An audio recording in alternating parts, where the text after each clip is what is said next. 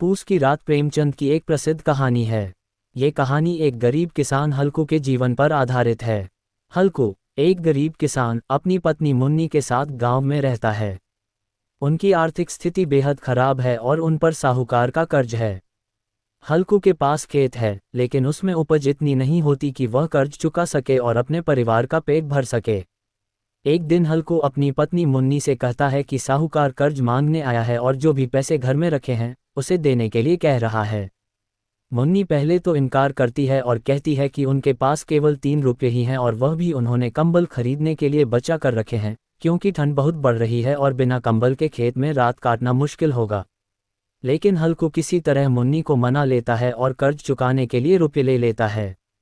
मुन्नी उससे कहती है कि अब खेती करना छोड़ देनी चाहिए, क्योंकि इससे न तो उनके घर का खर्च चल पाता है और न ही कर्ज चुकाने में कोई मदद मिलती है। हल्कू भी इस बात को समझता है, लेकिन उसके पास खेती के अलावा और कोई चारा नहीं है। पूस का महीना है और सर्दी अपने चरम पर है। रात का समय है और हल्कू अपने खेत की रखवाली करने के लिए निकलता है। उसके पास ठंड से बचने के लिए केवल एक पुरानी चादर है। उसका पालतू कुत्ता जबरा भी उसके साथ है। खेत पर पहुंचकर हल्कू ठंड से कांपने लगता है। वह ऊख के पत्तों की एक छतरी के नीचे बांस की खाट पर बैठ जाता है और अपनी पुरानी चादर ओढ़कर ठंड से बचने की कोशिश करता है। जबरा भी ठंड से कांप रहा होता है और पेट में मुंह डालकर कूं-कूं करता है। हल्कू उससे बातें करने लगता है।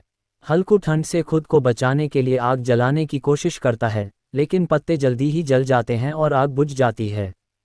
जैसे जैसे रात बढ़ती है, ठंड और बढ़ती जाती है। हल्कू सोने की कोशिश करता है, लेकिन ठंड के कारण उसकी नींद नहीं आती। वह करवटें बदलता रहता है, लेकिन कोई फायदा नहीं होता। अचानक उसे खेत में जानवरों की आवाज़ सुनाई देती है। शायद नीलगायों का झुंड उसके खेत में आ गया है और उसकी फसल को नुकसान पहुंचा रहा है। हल्कू सोचता है कि जबरा के होते हुए जानवर खेत में नहीं आ सकते, लेकिन जबरा भी ठंड में सिकुड़कर पड़ा है और कोई हरकत नहीं कर रहा। हल्कू की हिम्मत जवाब दे जाती है और वह अपनी जगह से हिलता नहीं है। वह सोचता है कि जानवरों को भगाने के लिए उठना पड़ेगा, लेकिन ठंड इतनी तेज है कि वह हिम्मत नहीं कर पाता। सुबह होने पर जब हल्कू की आंख खुलती है तो वह देखता है कि उसकी फसल पूरी तरह से बर्बाद हो चुकी है। जानवरों ने सारी फसल खा ली है और खेत रौंदा हुआ है। उसकी पत्नी मुन्नी भी खेत पर आती है और फसल की बर्बादी देखकर बहुत दुखी होती है।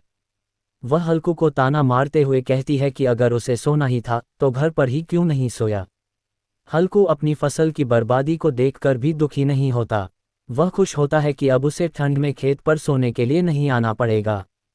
हल्कू की यह सोच उसे एक अजीब सी शांति देती है। वह अपनी गरीबी और कठिनाइयों को स्वीकार कर चुका है और अपने छोटे छोटे सुखों में खुश रहना सीख चुका है। मुन्नी उसकी इस सोच को समझ नहीं पाती और उसकी लापरवाही पर गुस्सा होती है, लेकिन हल्कू को अब इन बातों की कोई परवाह नहीं होती।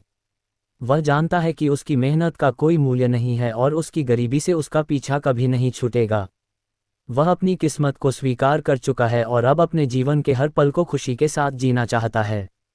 पूस की रात एक संवेदनशील कहानी है जो भारतीय किसानों की कठिनाइयों और संघर्षों को उजागर करती है। ये कहानी बताती है कि गरीब किसान कैसे अपनी मेहनत और परिश्रम से अपना पेट भरता है, लेकिन उसके जीवन में कभी खुशहाली नहीं आती। कमेंट बॉक्स में बताएं, हल्कू के कुत्ते का क्या नाम है। वीडियो को लाइक और शेयर करें। चैनल को सब्सक्राइब करें।